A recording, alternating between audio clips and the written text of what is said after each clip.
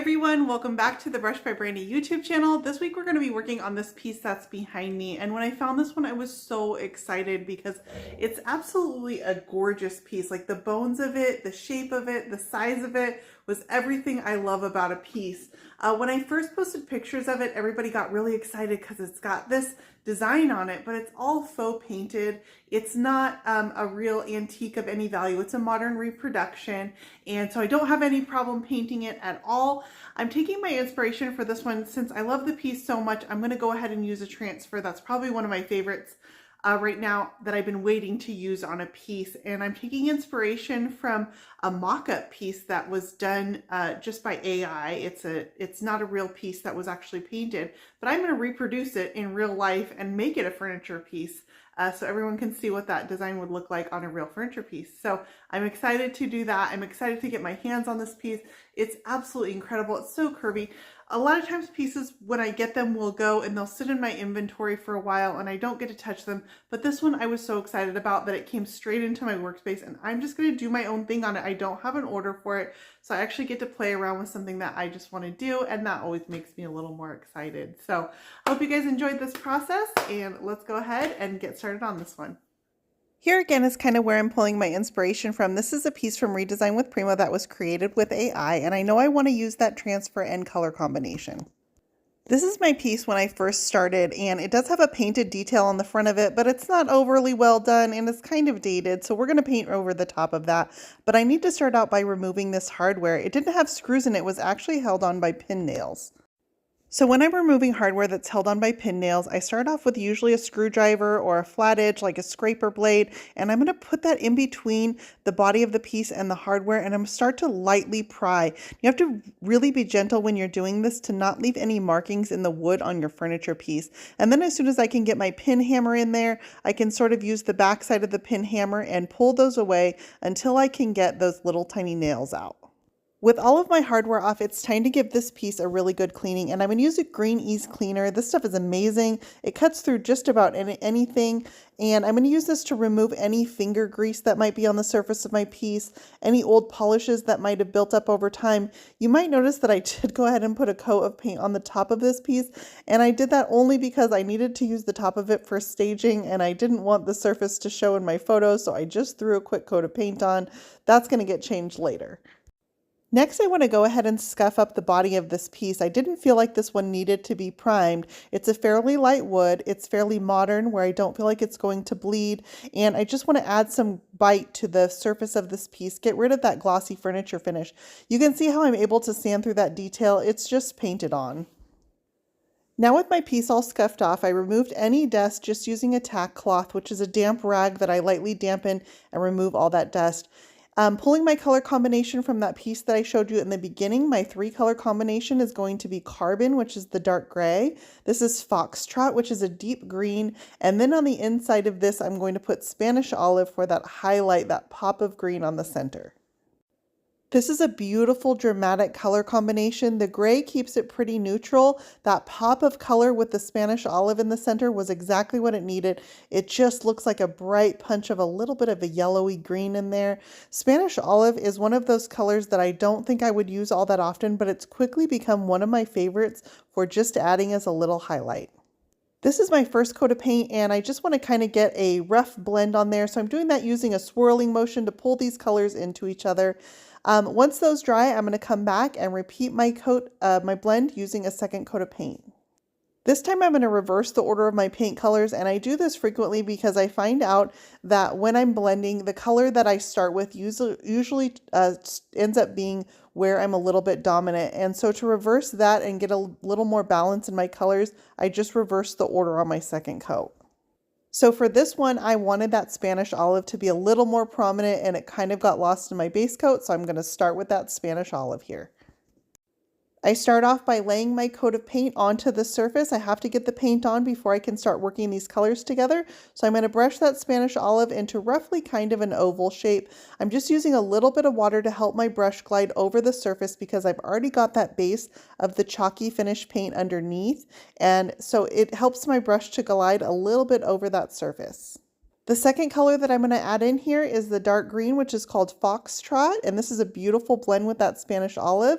Again, I'm using a little bit of that water, and I'm going to reserve just the edges of this piece for a little bit of that carbon just around the outer edges. You'll notice I'm not really working those paint colors together too much at this point. Right now, I'm just focusing on getting them on the surface. Once I've got those paint colors on and I've kept them wet and in play using a little mist of water every once in a while from my mister bottle, I'm going to start working these colors together. So I give an overall coat of that water, and then I'm going to use a brush from Redesign with Prima. This is one of their natural bristle brushes, and I'm just using a swirling motion. This is going to pull those colors into each other, and I'm going to work it clockwise and counterclockwise, changing the direction of the movement of my brush strokes. This is just going to help pull those colors together until I have a nice even blend how I want it. Now the swirling does create a pattern in my brush strokes, a swirling pattern. It kind of creates this moody, stormy blend, which I think is a pretty look on this piece. This swirling and the stormy blend is just a different variation on blending, just a different look. If I wanted to get a more smooth, even blend, instead of this natural bristle brush from Redesign, I would use a block brush from Klingon. Their B12 brush has quickly become one of my favorite brushes for blending, and it'll help me get that nice, smooth, even blend versus this cloudy look. But I love how the swirling pulls the colors into each other until you can't see where one color ends and the next begins. And so I'm just going to do this until I like the look on the front of this piece. With the front done, let's go ahead and repeat this same blend on the side of this piece. I always get a ton of questions on blending, so let's put some music on and you can watch me blend a second coat on the side of this piece as well. You can see it light underneath this paint. You can see that paint finish, that painted design that was on this piece showing through that first coat of paint. Once I get that second coat on, you won't even be able to see that painted detail underneath anymore. I'm going to put some music on and let's go ahead and blend this side out.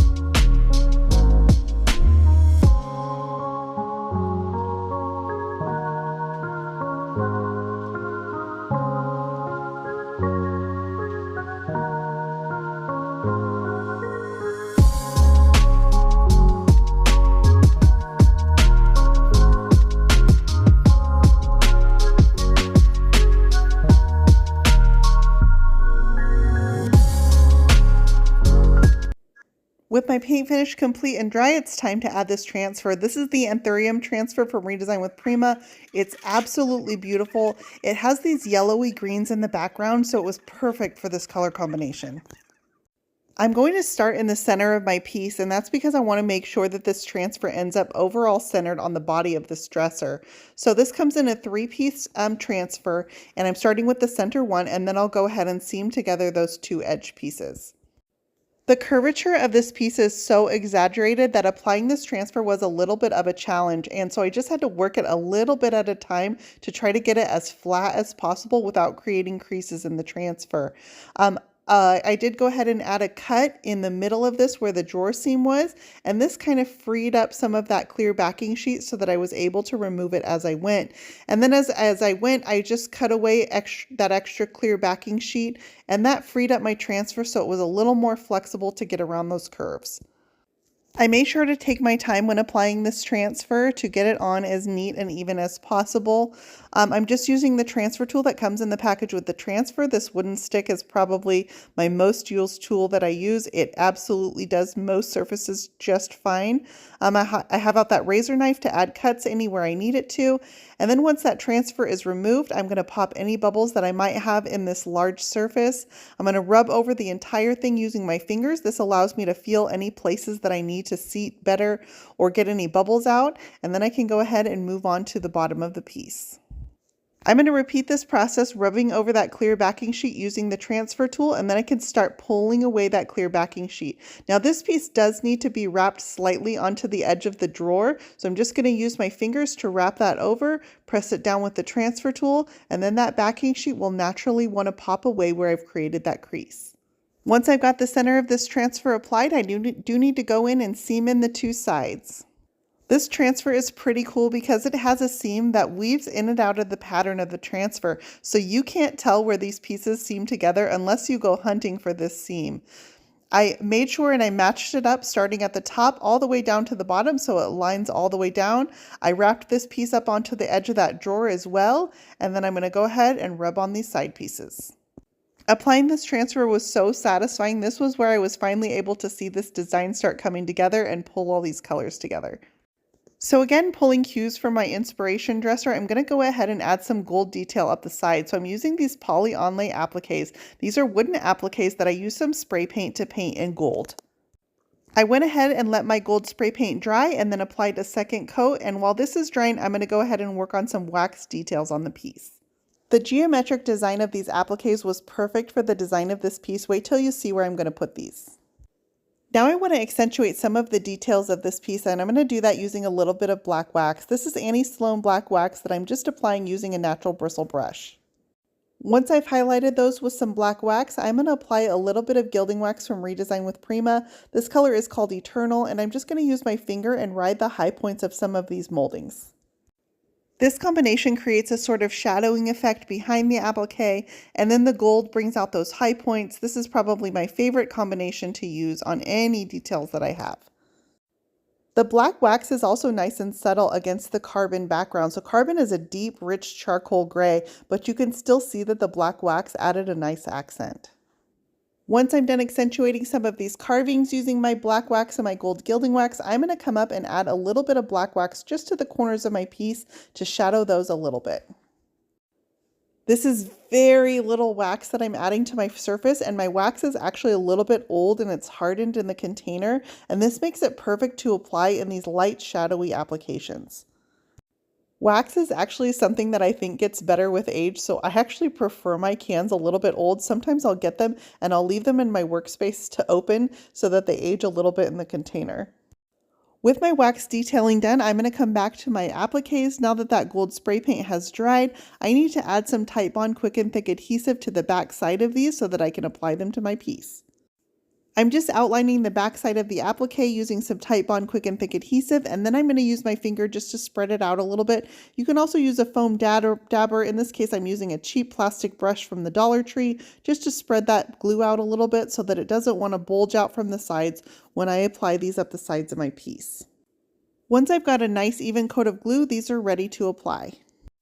I'm going to apply these like boning. They're going to go up the side of this curve and they fit perfect. I do need to hold them in place while that glue just sets up for a minute. I can also use a little bit of blue painter's tape to hold them in place until that glue dries a bit.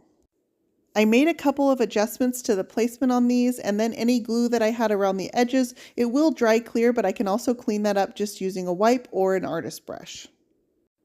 Spray adhesive is another option for applying these appliques from polyonlay, and it works really well. While my glue is drying, when I added the paint to the drawers on this piece, I did find that they tended to rub in some places. So I need to come back and shave these drawers down a little bit. I'm going to do that using my Surf Prep sander and some 80 grit sandpaper, and I'm going to sand along the bottom of the drawer and the drawer glides.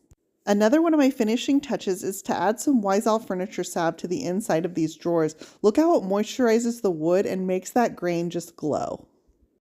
With my finishing touches done to the inside, it's time to go ahead and spray this piece in some clear coat. I'm going to spray this in Wisal matte varnish, and I'm going to go ahead and spray 2 coats over the entire body of the piece. I spray Wisal matte varnish frequently. It sprays absolutely beautifully right out of the container without dilution, and I love the low sheen it dries to. Here is this piece. This one is complete. I staged this with a dramatic gold mirror to bring out some of the gold that's in the piece, and then a vase of some flowers next to it to bring out the floral detail that's on the front. What do you guys think? I hope you enjoyed this process as much as I did. I absolutely love this color combination. It's super dramatic, beautiful colors on this beautiful piece. You guys can find links for everything I used in the description for this post. You can find more Brush by Brandy on Facebook, Instagram, Pinterest, and YouTube, and on my website at brushbybrandy.com. And if you enjoyed this tutorial, I hope you'll click that subscribe button for weekly painting tutorials here at Brush by Brandy on YouTube.